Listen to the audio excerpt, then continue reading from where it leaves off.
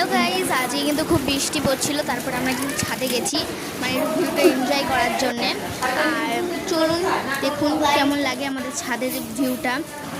আর দেখো তোমরা, এখন বাথরুমও দেখাচ্ছে। সো এটা কিন্তু আমার দিদির মেয়ে। আর দেখুন ওই পাশের বাড়িতে জল জমেছে আর জবা ফুল দেখাচ্ছে। আর আমি মানে নাটক করছি আর ফুল দেখাচ্ছি, ঠিক আছে। আর আমি এখন ছাদে উঠেছি আর এই যে দেখুন কালে হাত দিয়ে ওয়াও।